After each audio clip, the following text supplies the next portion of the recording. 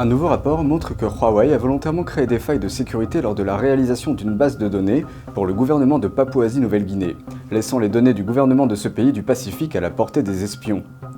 Le prix du porc en Chine a augmenté de presque 90% par rapport à l'année précédente, et lorsque 7 tonnes de porc ont été dispersées sur une autoroute à la suite d'un accident de camion, les habitants les ont ramassés. Cela s'est produit dans l'une des provinces les plus touchées par les inondations. Hong Kong a bloqué les actifs de Jimmy Lai, mania des médias et militant pro-démocratie, qui s'élevaient à plusieurs millions de dollars. Les Hongkongais ont afflué dans un restaurant appartenant à son fils, montrant ainsi leur soutien. Et une autre activiste, Agnès Chow, est acclamée comme étant la véritable Mulan. Bienvenue dans Regard sur la Chine, je suis Vladian Huitens. À Hong Kong, les médias locaux ont rapporté qu'après l'arrestation du mania des médias et militant pro-démocratique Jimmy Lai, lundi 10, la police de Hong Kong a bloqué ses avoirs d'une valeur d'environ 6,5 millions de dollars. Cette mesure a été prise par le nouveau département de la police municipale créé pour faire respecter la loi de sécurité nationale de Pékin. Le bureau de sécurité de Pékin, basé à Hong Kong, a déclaré mardi 11 qu'il était favorable à l'arrestation de Lai. Lai a été libéré depuis après avoir versé près de 40 000 $ de caution et plus de 25 000 $ de garantie. Le mardi 11, les Hongkongais ont afflué au restaurant du fils cadet de Jimmy Lai qui a également été arrêté en conséquence de la loi sur la sécurité. La police a fait une descente dans les restaurants le lundi 10 et a saisi le matériel informatique. Les habitants disent avoir été furieux de l'arrestation de Lai et des menaces de Pékin sur la liberté de la presse à Hong Kong. Ils ont affirmé leur volonté de témoigner leur soutien et leur solidarité. Et autre part dans la ville, la militante de Hong Kong Agnès Chow a lancé un nouvel appel à la mobilisation. Comme Lai, la jeune femme de 23 ans a été arrêtée suite à la loi sur la sécurité de Pékin. Peu après, des sympathisants se sont ralliés sur Twitter, surnommant la jeune fille la véritable Mulan. Une autre militante pro-démocratie, Denise Ho, a écrit sur Twitter « Notre Mulan, notre fierté ». D'autres ont établi une comparaison, demandant qui est la véritable Mulan, la combattante pour la liberté Agnès Chow ou l'actrice Liu Yifei, qui joue Mulan dans le remake de Disney, mais qui soutient le régime autoritaire chinois. L'actrice Liu Yifei a été prise à partie l'automne dernier après avoir exprimé son soutien à la police de Hong Kong sur les réseaux sociaux. Beaucoup l'ont accusée de soutenir la brutalité policière. Beaucoup de gens étaient indignés, disant que Mulan, dans la légende chinoise ancienne, était une véritable héroïne qui s'était déguisée en homme pour prendre la place de son père vieillissant dans l'armée, se battant pour sauver sa famille et son pays. Et ce ne sont pas seulement les manifestants pro-démocratie qui sont indignés par le film. Le choix de Disney de diffuser Mulan en streaming a provoqué la colère de nombreux propriétaires de cinéma. Dans une vidéo postée par un site de cinéma français, on voit un directeur de cinéma détruire une pop-up de Mulan. Les salles de cinéma ont été forcées de subir un coup dur du fait des mesures de confinement au milieu de la pandémie. Beaucoup d'entre eux espéraient que des films à grand succès comme Mulan aideraient à faire rentrer de l'argent. Disney a annoncé que le film Mulan sortira en direct sur Disney+ à partir du 4 septembre, pour ceux qui sont prêts à payer 30 $ pour le voir. Nous passons maintenant à une série de reportages sur le porc, des événements qui ont attiré l'attention en Chine cette semaine. En juillet, le prix du porc en Chine a augmenté de près de 90% par rapport à l'année précédente, et depuis juin, le prix a augmenté de 10% si les données d'un rapport du Bureau des statistiques de Chine s'avèrent exactes. Selon ce rapport, en juillet, les prix des denrées alimentaires en Chine ont augmenté de bien plus de 10% en rythme annuel. Les légumes étaient également 6% plus chers qu'en juin. Les statistiques du ministère chinois de l'Agriculture montrent que du 9 au 31 juillet, soit sur une période de moins de 3 semaines, le prix des œufs a augmenté de plus de 30%. En juillet, le prix du maïs en Chine a augmenté de 20% par rapport à l'année précédente, atteignant ainsi son plus haut niveau depuis 5 ans.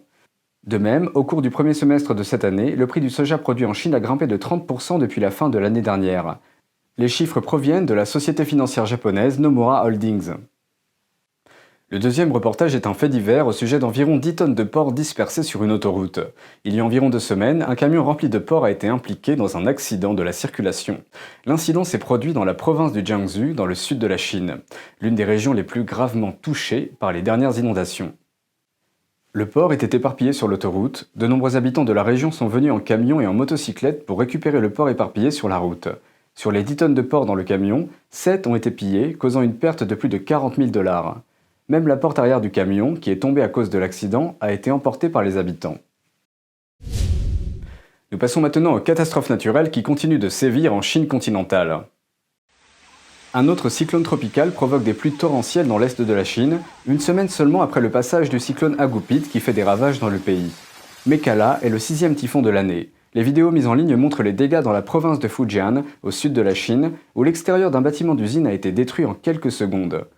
Le typhon devrait continuer à frapper le pays.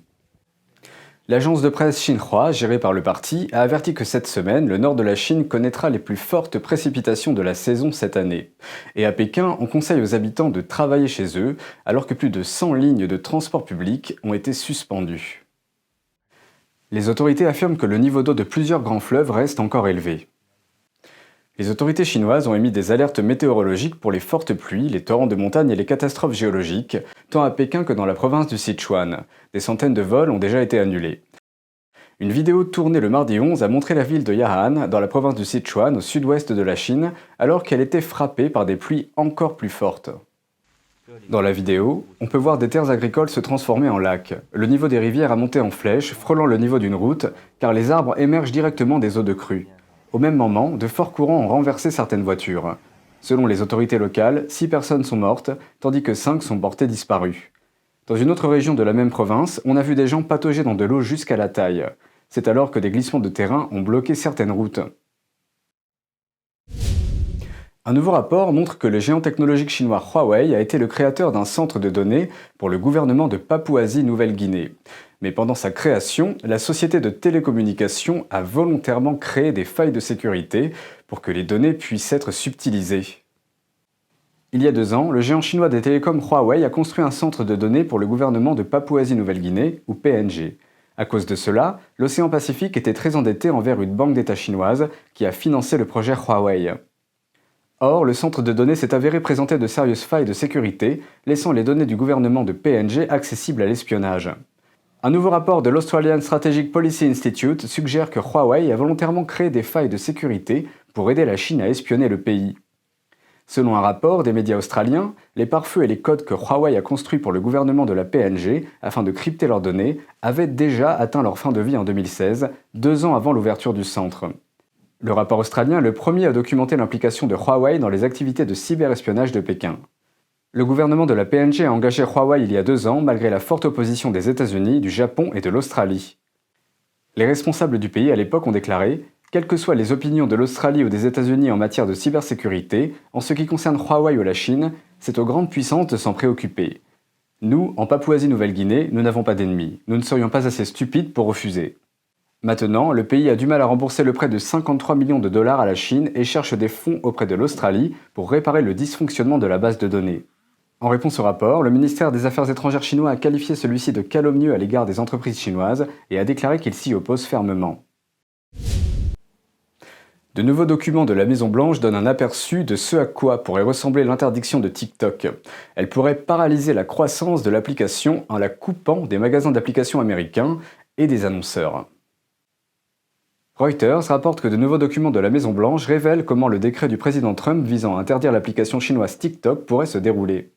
Les documents ont été envoyés la semaine dernière. Ils montrent que le décret pourrait empêcher les magasins d'applications américaines de proposer TikTok en téléchargement, et il rendrait illégale la publicité pour l'application. La semaine dernière, le président Trump a signé un décret interdisant les transactions avec TikTok dans le cas où sa société mère, ByteDance, ne vend pas ses actifs américains à une société américaine dans les 45 jours.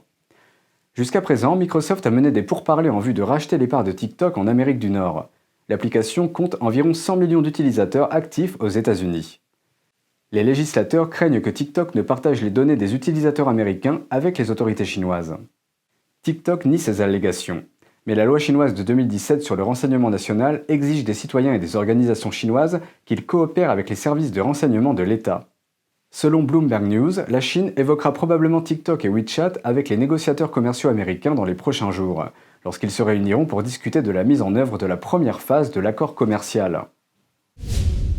Dans son discours en République tchèque, le secrétaire d'État américain Mike Pompeo a déclaré que pour relever le défi que représente le Parti communiste chinois, cela nécessite plus d'efforts que ce qu'il a fallu pour l'ancienne Union soviétique. Il a appelé les autres pays à parler clairement et sans crainte à leur peuple et à relever ce défi. That's because the CCP has already enmeshed in our economies, in our politics, in our societies in ways the Soviet Union never was. And Beijing is not likely to change course in the near future, although one lives in hope. No one thought the Berlin Wall would fall. Both parties in Washington agree on very little, But on this, we all know what we're up against. You know, I spend a great deal of time talking to members of both of our political parties. The tide has turned, just as I see it turning here in Europe as well. The West is winning. Don't let anybody tell you about the decline of the West. That is false. That is their narrative. I've heard the same observations from political leaders across the spectrum, most recently in London. Those meetings reminded me that there are plenty of European leaders eager to lean into freedom. We have the obligation to speak clearly and plainly to our people, and without fear. We must confront the complex questions presented by this challenge, and we must do so together. Le département d'État américain a déclaré mardi 11 que plus de 30 pays et territoires ont rejoint l'initiative The Clean Network. Selon le département, le programme vise à protéger les biens de la nation, y compris les informations privées des individus et des entreprises, contre les intrusions agressives de l'extérieur. Il a été créé pour faire face à la menace à long terme que représente la question de la confidentialité des données, de la sécurité, des droits de l'homme et du respect des principes de collaboration mis à mal dans le monde libre par les régimes autoritaires, comme le Parti communiste chinois ou PCC. Il vise à nettoyer et à sécuriser divers domaines de la sphère technologique, notamment les applications, le cloud, les supports de données et le câble. Parmi les 30 pays qui ont adhéré, on trouve les alliés traditionnels des États-Unis et les pays de l'Union européenne, l'Australie, le Canada, Israël, le Royaume-Uni, le Danemark, la Norvège, la Suède, la France et la Grèce. Du côté de l'Asie, le Japon, Taïwan et le Vietnam sont également sur la liste. Certains pays d'Europe de l'Est ont également rejoint la liste, comme la République tchèque, la Lettonie, la Roumanie, la Pologne, la Slovénie, l'Estonie et l'Albanie, entre autres. Le département d'État a ajouté que de nombreuses grandes entreprises de télécommunications deviennent désormais des entreprises liées au programme. Jusqu'à présent, toutes les sociétés de télécommunications 5G du Canada, de la Norvège, du Vietnam et de Taïwan refusent de faire des affaires avec les opérations contrôlées par le PCC, comme la société chinoise Huawei. Dans d'autres pays comme la France, l'Inde, l'Australie et le Japon, une partie de leurs sociétés de télécommunications ont décidé de ne pas collaborer avec Huawei. Un programme d'études pour un master en journalisme dans une université chinoise de renom a reçu un soutien généreux de la part des médias américains. Mais sous la surface, ce programme embrasse des valeurs et des points de vue marxistes. Ces diplômés travaillent maintenant avec divers grands médias et d'autres entreprises dans le monde entier. Avec des noms comme Business News Writing and Editing et Workshop on Film and TV Production, la liste des cours du programme Global Business Journalist de l'université de Tsinghua semble similaire à celle de la plupart des autres programmes de formation de journalistes, du moins sur son site web en anglais. Mais pour l'école de journalisme et de communication de l'université qui accueille le programme, la version chinoise du site contient quelque chose de plus. Selon le site, le doyen de l'université, Liu Bintie, affirme que la priorité des journalistes est d'être dans la bonne direction politique. Il ajoute que l'école de journalisme et de communication de l'université de Tsinghua explore activement les enseignements et les points de vue marxistes sur l'actualité depuis de nombreuses années, guidant et formant les étudiants à observer, sélectionner et traiter les événements d'actualité avec des positions, des points de vue et des méthodes marxistes. Le directeur associé de l'école, Shi Hanbing, a également été cité par le département central de la propagande du Parti communiste chinois dans son guide stratégique sur l'ingénierie des talents. Le principal critère de sélection des talents est que le candidat doit posséder d'excellentes qualités idéologiques et politiques. Une connaissance approfondie de la théorie de Deng Xiaoping et de l'importante pensée des trois représentations, la théorie de Jiang Zemin, est également requise. Deng Xiaoping et Jiang Zemin sont d'anciens dirigeants du Parti communiste. Malgré ses positions claires, l'école a reçu le soutien de plusieurs entreprises et médias américains, dont Bloomberg, CNN et le New York Times. Le National Pulse, un organe d'information politique basé aux États-Unis, a révélé en exclusivité que le programme de journalisme mondial de l'université, connu sous le nom de G-by-G, a attiré un nombre considérable de partisans occidentaux. Tout cela fait partie d'un effort pour produire un journalisme marxiste répondant aux besoins du Parti communiste chinois. Ce programme de master de 2 ans a été lancé en 2007 par l'université Tsinghua de Pékin. On peut lire dans une autre déclaration affichée sur le site web officiel de l'école: avec le soutien des sponsors fondateurs Bank of America, Merrill Lynch, Bloomberg, Deloitte et la fondation John S. et James L. Knight, le programme G-by-G est dans sa 12e année et compte 326 diplômés de 60 pays. Il poursuit sur cette lancée. Ses partenaires ont apporté des talents, du matériel et des stages pour les étudiants. En outre, les sources mondiales parrainent un programme de bourses et de stages rémunérés pour 3 étudiants chaque année. Le site officiel montre que le fondateur et PDG de Bloomberg, Michael Bloomberg, a rencontré les étudiants de G-by-G au bureau de Bloomberg News à Pékin. D'autres, comme l'animateur de CNN Fareed Zakaria et la vice-présidente de Facebook Lori Goller, ont été parmi les conférenciers invités du programme 2017. Un article publié par l'école de journalisme de l'université intitulé « Un géant de l'information mondiale alimente le programme de journalisme d'affaires internationales » explique comment le programme a bénéficié du généreux soutien de Bloomberg. Ces contributions comprennent des cours, des stages, des adhésions, des visites de professeurs et 10 terminaux Bloomberg mis gratuitement à la disposition des étudiants. Ces 10 terminaux constituent le plus grand système informatique de sa catégorie dans le monde, à l'intention des universités. L'université chinoise de Tsinghua, qui travaille avec de nombreuses entités et personnes américaines, est un homonyme connu des services de renseignement. Une étude de 2018 affirme que l'université est à l'origine du cyberespionnage chinois. Selon la société de cybersécurité Recorded Future, une adresse IP à Tsinghua est à l'origine de nombreuses cyberattaques contre des cibles dans le monde entier, notamment le gouvernement de l'État d'Alaska, le constructeur automobile allemand Daimler et une communauté de Tibétains en Inde. Aujourd'hui, les diplômés de JBIG travaillent partout dans le monde. Certains d'entre eux ont depuis rejoint les porte-paroles du Parti communiste chinois, l'agence de presse Xinhua et le China Daily, tandis que d'autres travaillent pour le géant technologique chinois Huawei et Bloomberg News. Et c'est tout pour aujourd'hui, merci d'avoir suivi Regard sur la Chine. On se donne rendez-vous demain pour une prochaine émission. N'hésitez pas à vous abonner à la chaîne YouTube, à liker ou à commenter notre page. Très bonne soirée et à bientôt.